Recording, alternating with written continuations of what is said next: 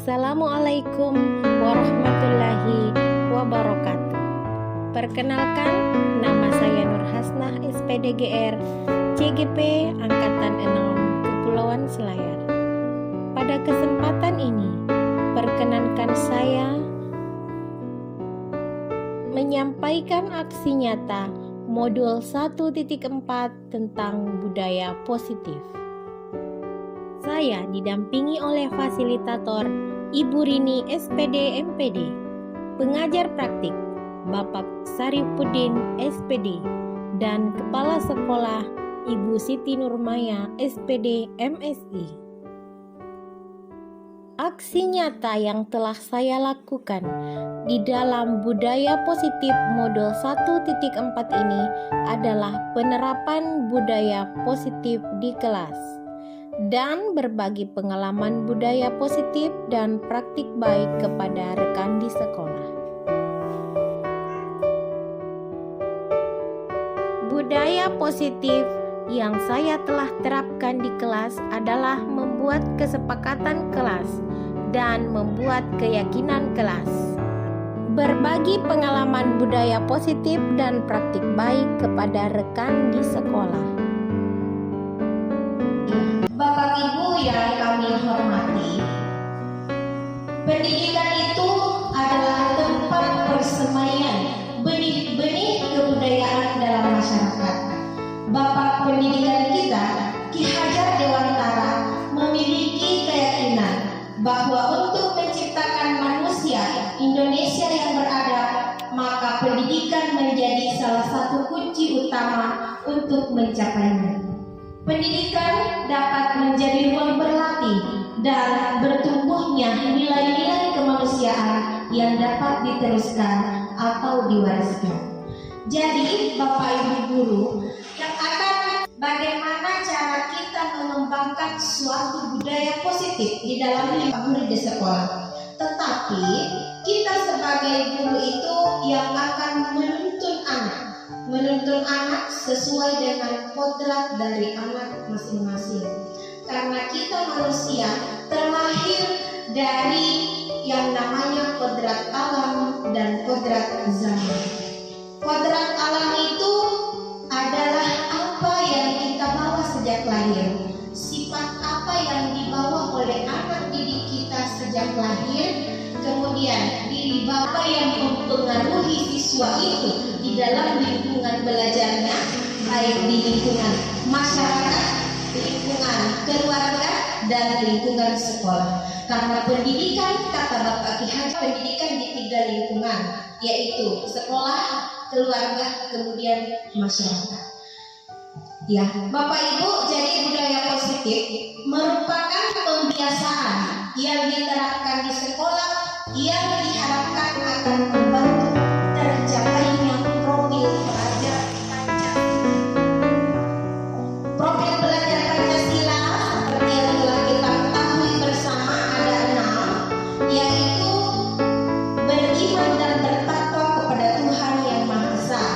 Kemudian siswa itu dapat mandiri, kemudian bernalar kritis, kreatif, bergotong royong, dan dapat berkebinekaan global.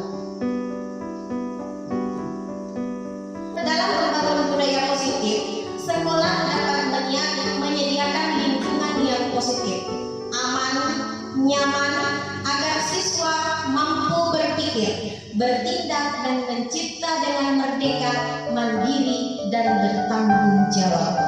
Jadi seperti apa siswa yang akan kita bentuk ke depannya sesuai dengan profil pelajar Pancasila adalah siswa yang merdeka. Yang merdeka bukan berarti seenaknya saja siswa akan melakukan sesuai dengan apa yang dia kehendaki, tetapi dia akan melakukan segala sesuatu yang dia kerjakan atas kesadaran dari diri mereka sendiri atau berasal dari faktor internal di dalam diri mereka. Ya, disiplin positif. Bapak Ki Hajar Dewantara menyatakan bahwa untuk menciptakan siswa yang merdeka, maka syarat utamanya harus mempunyai disiplin yang kuat, yaitu disiplin diri yang berasal dari motivasi motivasi internal dalam diri sendiri.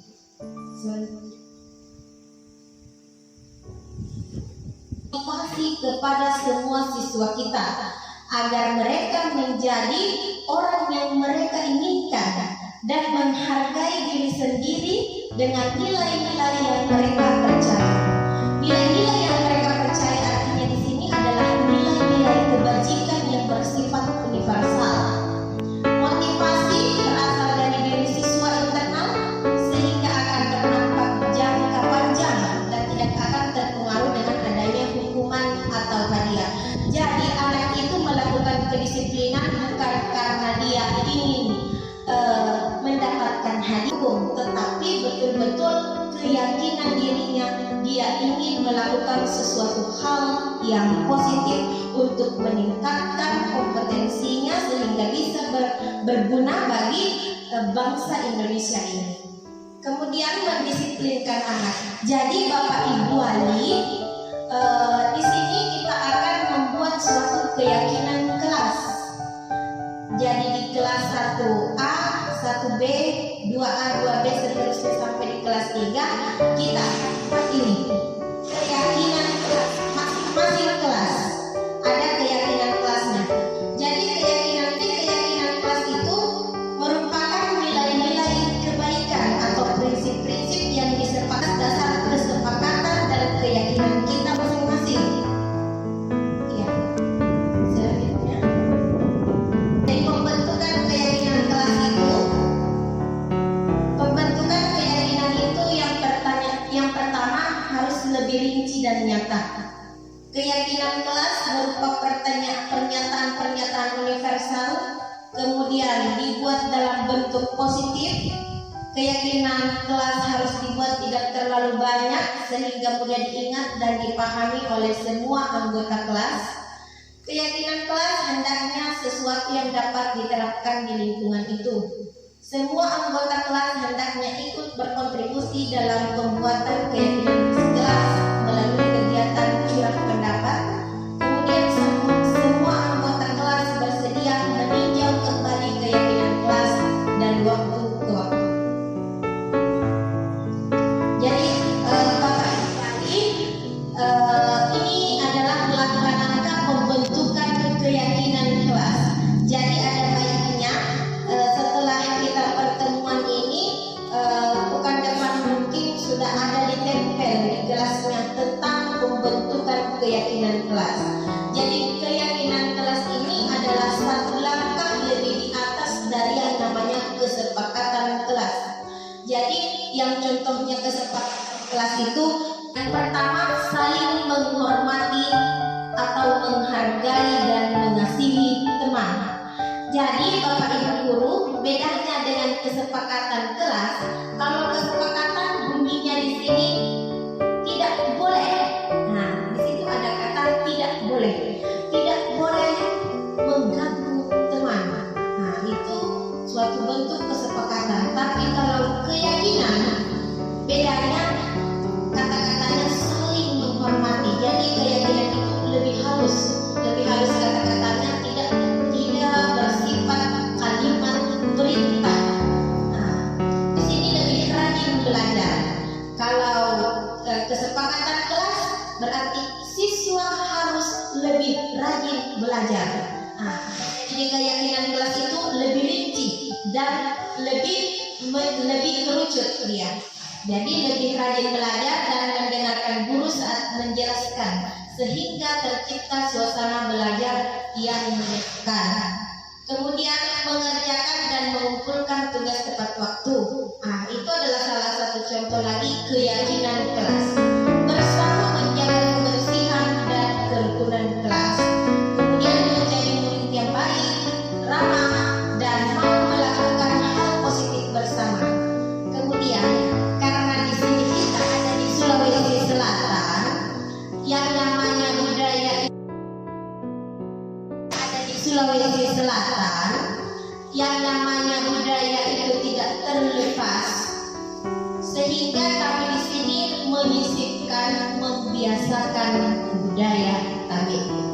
Jadi di Sulawesi Selatan itu kan kental erat dengan budaya budaya. Jadi sipakatoa, sipakala mini, sipakatutu, sehingga kami membiasakan budaya tabe.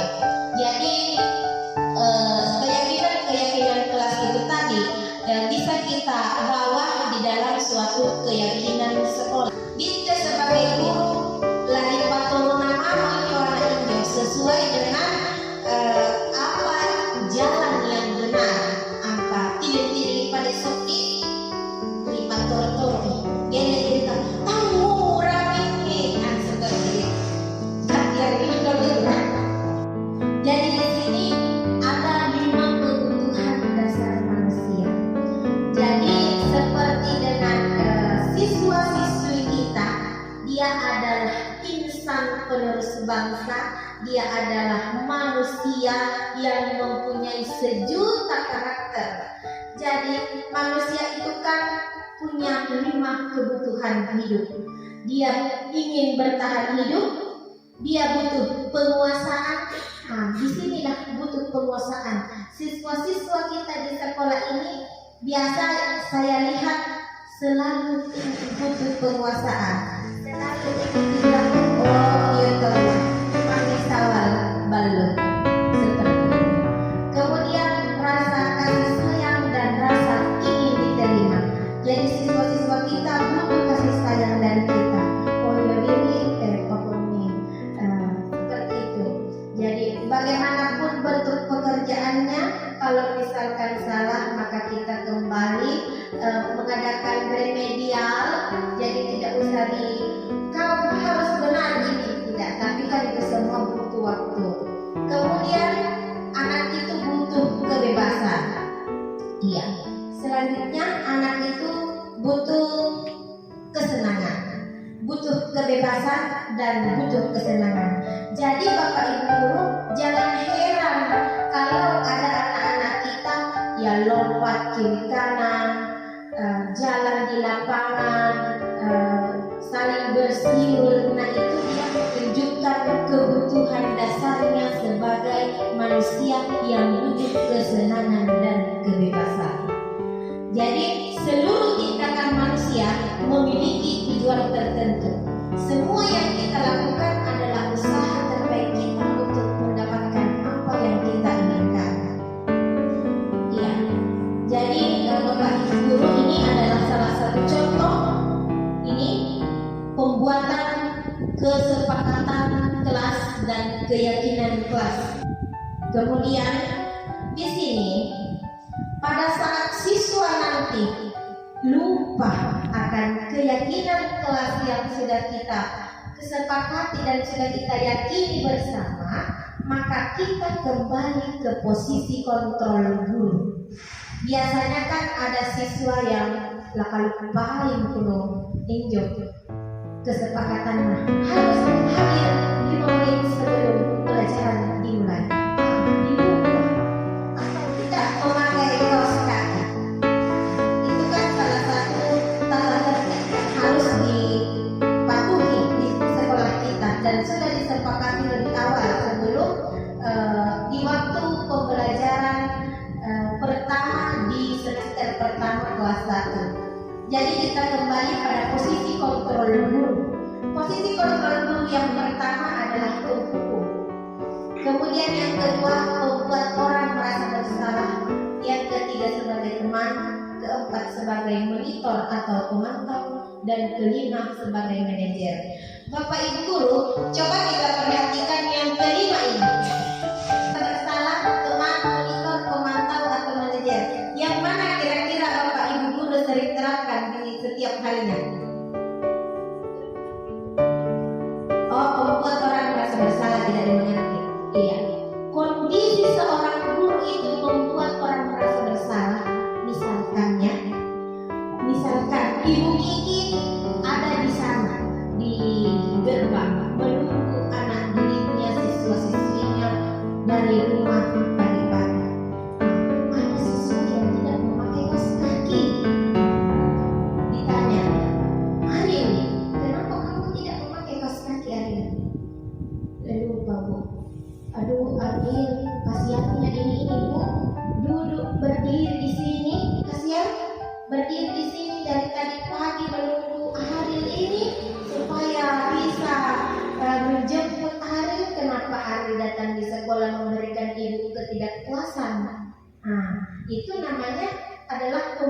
merasa bersalah, membuat orang merasa bersalah. Di sini Adil akan merasa bersalah.